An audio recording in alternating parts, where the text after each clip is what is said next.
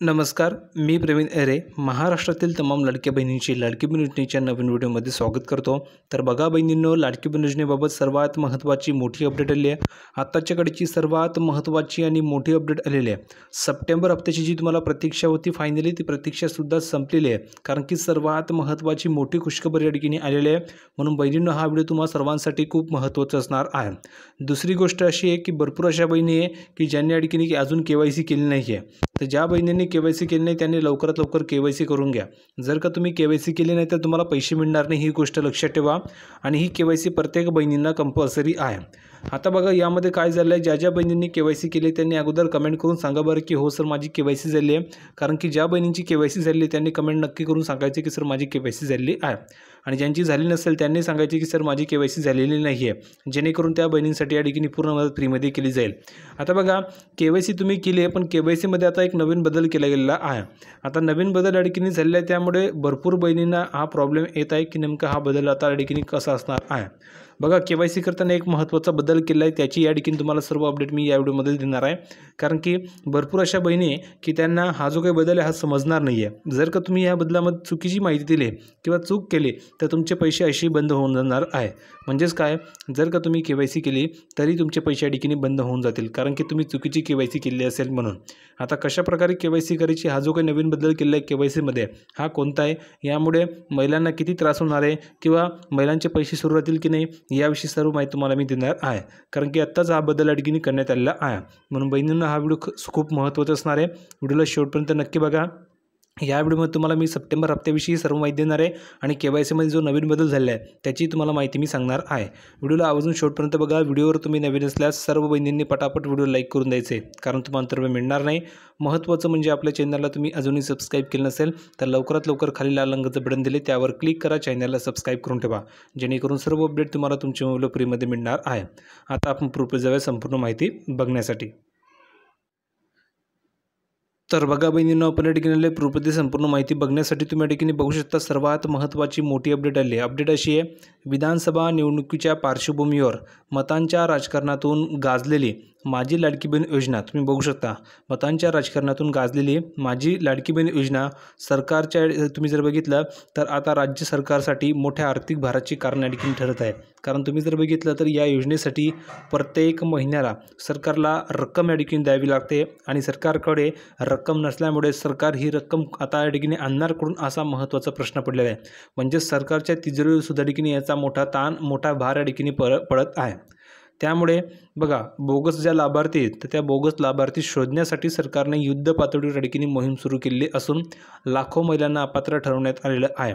कारण यामुळे काय होणार आहे, ज्या बहिणी या ठिकाणी अपात्र होतील या अपात्र झाल्याच्या नंतर त्यांची जी पैशाची रक्कम आहे ती कमी होणार आहे। म्हणजे सरकारला जो आर्थिक भार या ठिकाणी सोसावा लागतो तो या ठिकाणी कमी होऊ शकतो, आणि ज्या पात्र बहिणी असतील त्यांनाच हा लाभ मिळणार आहे। आता यामुळे काय होणार आहे, ज्या अपात्र बहिणी ज्या निकषामध्ये बसत नाही अशा बहिणींना या ठिकाणी सरसकट बाद केलं जाईल, त्यांचे जे पैसे त्या ठिकाणी बंद केले जाणार आहे। म्हणून हा व्हिडिओ खूप महत्त्वाचा आहे, फक्त व्हिडिओला शेवटपर्यंत नक्की बघा। आता बघा, यानंतर आता सरकारने आणखी एक महत्त्वाचा नियम या ठिकाणी लागू केलेला आहे। आता नियम काय लागू केला आहे तेही बघून घ्या।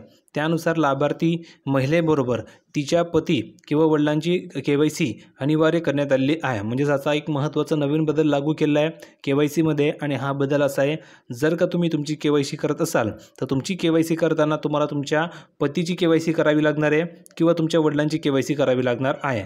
आता कोणत्या महिलांना पतीची करावी लागणार आहे आणि कोणत्या महिलांना वडिलांची करावी लागणार आहे त्याची तुम्हाला माहिती मी सांगणार आहे, पण आता त्यांची KYC तुम्हाला कंपल्सरी आहे।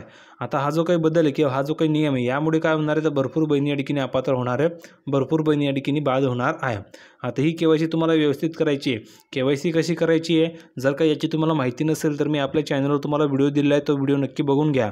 त्यामुळे तुम्हाला मी 2 मिनिटांमध्ये तुमच्या मोबाईलवर तुम्ही KYC कशी करू शकता याची लाईव्ह प्रोसेस तुम्हाला दाखवलेली आहे। लाईव्ह संपूर्ण ठिकाणी KYC करून दाखवलेली आहे, कशी माहिती भरायची, कोणकोणती माहिती टाकायची, डॉक्युमेंट कोणते टाकायचे, सर्व माहिती तुम्हाला मी त्या ठिकाणी दिलेली आहे। तर तुम्ही आवर्जून तो व्हिडिओ नक्की बघून घ्या, जेणेकरून तुम्हाला कळून जाईल की KYC 2 मिनिटांमध्ये घरी बसल्या मोबाईलवर अगदी फ्रीमध्ये कशा प्रकारे करता येईल। तर तुम्हाला तो व्हिडिओ हवा असेल तर चॅनलला भेट द्या, चॅनलला भेट देऊन तुम्ही तो व्हिडिओ आवर्जून बघू शकता। ठीक आहे, आता बघा ही जी काही KYC आहे ती या KYCच्या नियमामुळे काय होणार आहे, भरपूर महिला अपात्र होणार आहे। कारण की आता स्वतःची KYC करावीच लागणार आहे, तिच्यासोबत त्यांच्या पतीची किंवा वडिलांची KYC करणं अनिवार्य करण्यात आलेलं आहे। म्हणजेच बंधनकारक केलेलं आहे। आता यामुळे काय होणार आहे बघा, सरकारच्या नव्या अटीप्रमाणे जर का महिलेचे लग्न झाले असेल तर पतीची KYC करावी लागणार आहे, आणि जर का लग्न झाले नसेल तर वडिलांचे वार्षिक उत्पन्न तपासले जाणार आहे। म्हणजेच बघा, आता तुम्हाला मी सांगितलं, एक तर तुम्हाला पतीची करावी लागणार आहे किंवा वडिलांची करावी लागणार आहे। आता नेमकं कोणाची करायची हा प्रश्न तुम्हाला पडलेला आहे। तर बघा, ज्या मुलीचं किंवा ज्या बहिणींच्या ठिकाणी लग्न झाले असेल तर त्या बहिणीने काय करायचे, पतीची KYC करायची। कोणाची? पतीची करायची। आणि ज्या बहिणींचं लग्न झालेलं नसेल अशा बहिणींनी वडिलांची KYC करायची आहे। म्हणजेच काय, जर का लग्न झालं असेल तर तुमचं वार्षिक उत्पन्न आणि तुमचे जे पती त्यांच्या ठिकाणी वार्षिक उत्पन्न चेक केलं जाईल। दुसरी गोष्ट, जर का लग्न झालं नसेल तर तुमच्या वडिलांचं वार्षिक उत्पन्न चेक केलं जाणार आहे, तपासलं जाणार आहे, आणि त्यानुसार तुम्ही पात्र आहात की अपात्र हे ठरवलं जाणार आहे। म्हणून आता तुमच्यासोबत तुम्हाला एक तर पतीची करावी लागणार आहे किंवा तुमच्या वडिलांची KYC करणं बंधनकारक केलेलं आहे। आता बघा, कुटुंबाचे एकूण जे वार्षिक उत्पन्न हे 2.5 लाख रुपयांपेक्षा जास्त असल्यास संबंधित महिलेला योजनेचा जो लाभ आहे तो या ठिकाणी मिळणार नाही, ही गोष्ट लक्षात ठेवा। यापूर्वी फक्त महिलांच्या उत्पन्नाची पडताळणी केली जात होती।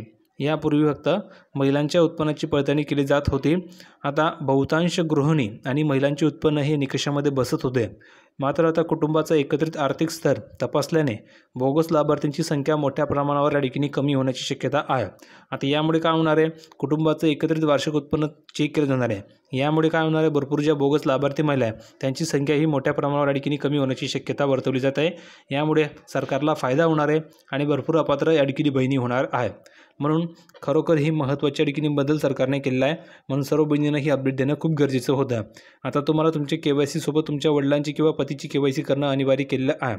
आता बघा, KYC प्रक्रिया कशी पूर्ण कराल त्याची माहिती समजून घ्या। बघा, लाडकी बहीण योजनेचा लाभ घेण्यासाठी लाभार्थ्यांना ऑनलाईन KYC प्रक्रिया पूर्ण करावी लागणार आहे। त्यासाठी तुम्हाला काय करायची संपूर्ण माहिती मी सांगतो, पण कमेंट करून सांगा बरं की तुमची KYC झाली की नाही। ज्या बहिणींची KYC झाली असेल त्यांनी सांगायचे की हो सर माझी KYC झाली आहे। ज्या बहिणीची KYC झाली नसेल त्यांनी सांगायचे की सर माझी KYC झाली नाही आहे। त्या बहिणींची KYC आपण या ठिकाणी करून देणार आहोत फ्रीमध्ये। ठीक आहे, फक्त कमेंट करून सांगा की सर माझी KYC झाली नाही आहे, आणि ज्यांची झाली असेल त्यांनी सांगा की सर माझी KYC झाली आहे। आता बघा, तुम्हाला काय करायचे, KYC करण्यासाठी सर्वप्रथम तुम्हाला ladkibhin.maharashtra.gov.in या अधिकृत संकेतस्थळावर जाऊन तुम्हाला पुढील पायऱ्या ठिकाणी पूर्ण करायची आहे, म्हणजेच पुढील माहिती तुम्हाला भरायची आहे। सर्वप्रथम ladkibhin.maharashtra.gov.in या वेबसाईटवर जायचे। इथे गेल्याच्यानंतर तुम्हाला मुख्य पृष्ठावरील KYC बॅनरवर क्लिक करायचे। तिथे क्लिक केल्याच्यानंतर तुम्हाला तुमचा आधार क्रमांक आणि कॅप्चा भरून सेंड OTP वर क्लिक करावे। मोबाईलवर आलेला OTP टाकून तुम्हाला सबमिट करायचं आहे। ठीक आहे, आता याची तुम्हाला लाईव्ह प्रोसेस हवी असेल, तुम्हाला हे सांगून द्या की समजणार नाही। जर का तुम्हाला याची लाईव्ह प्रोसेस हवी असेल की कसं कोणत्या वेबसाईटवर जायचं, कुठं क्लिक करायचं, कोणती माहिती टाकायची आणि KYC कशी करायची याची संपूर्ण लाईव्ह प्रोसेस तुम्हाला मी आपल्या चॅनलवर एक व्हिडिओ बनवून दिलेला आहे। त्यामध्ये डिटेलमध्ये सांगितलेले प्रॅक्टिकली लाईव्ह तुम्हाला प्रोसेस करून दाखवलेले, तो व्हिडिओ नक्की बघून घ्या। त्यामुळे तुम्ही 2 मिनिटांमध्ये घरी बसला तुमची KYC करू शकता। म्हणून बहिणीनं तो व्हिडिओ आवर्जून शेवटपर्यंत नक्की बघून घ्या, जेणेकरून तुम्हाला सर्व माहिती कळून जाईल। ठीक आहे, हे झाल्यानंतर तुम्हाला प्रणाली तपासेल की KYC आधी पूर्ण झाली आहे का, नसेल तर पुढच्या टप्प्यावर जाता येईल। यानंतर पती किंवा वडिलांचा आधार क्रमांक नमूद करून OTP प्रक्रिया पूर्ण करायची आहे। पुढे जात प्रवर्ग म्हणजेच कॅटेगरी निवडावा आणि खालील बाबी डिक्लेअर कराव्यात। आता बघा, कुटुंबातील कोणीही शासकीय स्थानिक संस्थेत नियमित कर्मचारी नाही आहे, हे तुम्हाला त्या ठिकाणी माहिती भरायची आहे। दुसरे, कुटुंबातील फक्त एक विवाहित आणि एक अविवाहित महिला ह्या योजनेचा लाभ घेत आहे, म्हणजे कुटुंबातील फक्त 2च महिला लाभ घेत असलेल्या पाहिजे, एक विवाहित आणि एक अविवाहित। ठीक आहे, शेवटी सबमिट करून प्रक्रिया पूर्ण करावी। स्क्रीनवर सक्सेस, तुमची KYC पडताळणी यशस्वीरित्या पूर्ण झाली आहे असा संदेश दिसेल। राज्य सरकारच्या या नव्या निर्णयामुळे मोठ्या प्रमाणावर लाभार्थींची जी संख्या आहे ती घटण्याची शक्यता वर्तवली जात आहे, आणि योजनेच्या अंमलबजावणीत पारदर्शकता येण्यासाठी हा टप्पा महत्त्वाचा मानला जात आहे। यामुळे या योजनेमध्ये देखील पारदर्शकता येणार आहे। दुसरी गोष्ट अशी आहे, भरपूर अशा बहिणी की ज्या अपात्र होणार आहेत, यामुळे काय होणार आहे, सरकारचा जो काही ताण वाढतोय पैशांचा तो या ठिकाणी कमी होणार आहे। कारण ज्या पात्र बहिणी असतील त्यांनाच या ठिकाणी रक्कम द्यावी लागणार आहे, म्हणून सरकारच्या तिजोरीवर जो ताण येतोय तो सुद्धा कमी होऊ शकतो। म्हणून हा नियम या ठिकाणी लागू केलेला आहे। तुम्हाला काय वाटतं कमेंटमध्ये नक्की सांगा। दुसरी गोष्ट, आता सप्टेंबर हप्ता तुम्हाला येत्या 7 दिवसामध्ये या ठिकाणी मिळण्याची शक्यता आहे, म्हणून तुम्ही काळजी करू नका। ह्या महिन्याच्या तुम्हाला पहिल्या आठवड्यामध्ये हे पैसे मिळू शकतात अशी माहिती या ठिकाणी मिळाली आहे। येत्या 7 दिवसामध्ये तुम्हाला तुमच्या अकाउंटवर हे पैसे मिळून जातील अशा ठिकाणी माहिती आलेली आहे।